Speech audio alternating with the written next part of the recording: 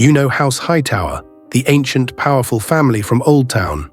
Lords of one of Westeros's oldest cities, rulers of the towering High Tower itself, and proud bannermen to House Tyrell.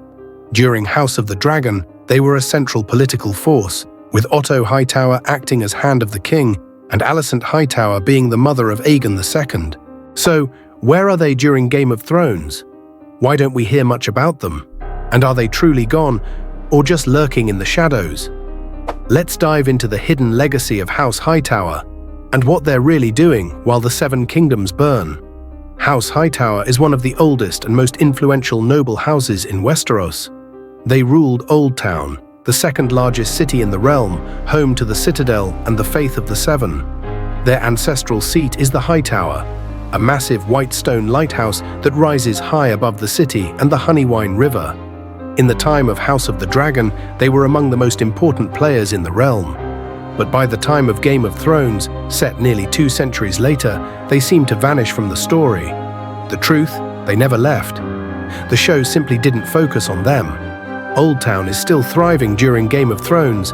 It remains the seat of the Citadel, where Maesters are trained, and one of the holiest cities in the Faith of the Seven. That means House Hightower still commands immense cultural, religious, and intellectual influence. They're not just lords, they're landlords to the Maesters, gatekeepers to Westeros's history, and protectors of the faith. So while we don't see them wielding swords on the battlefield, their influence is everywhere, through religion, knowledge, and control of trade from the southern coast. By the start of Game of Thrones, House Hightower is a vassal to House Tyrell, the ruling lords of the Reach. That means their role becomes more subtle. They support the Tyrells politically and economically, and their family ties run deep. In fact, Margaery Tyrell's mother is a Hightower, though she's never named in the show. This marriage cements the long-standing alliance between the two houses. So when Margaery becomes queen, first to Renly, then Joffrey, then Tommen, the Hightowers quietly rise with her. They don't need to fight. They're winning the game behind the scenes. While the North relies on ravens and the East on whispers, Old Town is the brain of the realm. House Hightower is deeply entwined with the Citadel and the Faith of the Seven, 2 institutions that shape the course of Westeros. Many fans believe the Maesters have their own agenda, possibly anti-magic or anti-Targaryen. And who hosts them? The Hightowers. They're not just landowners, they're landlords to the most educated and possibly most manipulative minds in the realm. Same goes for religion. The High Septon and Faith Militant rise in power during Game of Thrones. While Cersei thinks she's in control, the Faith answers to higher powers. And Old Town is the beating heart of the Faith. The Hightowers benefit quietly from both. Their influence even stretches north to House Mormont. Jorah Mormont, disgraced knight and follower of Daenerys Targaryen, was once married to a young woman from House Hightower. She was beautiful, elegant, and came from one of the richest houses in Westeros. But Jorah couldn't afford her lifestyle. In his desperation to keep her happy, he sold poachers into slavery, a crime in Westeros. When he was caught, he fled into exile. Once again, a Hightower marriage quietly reshaped the fate of a major player in the series.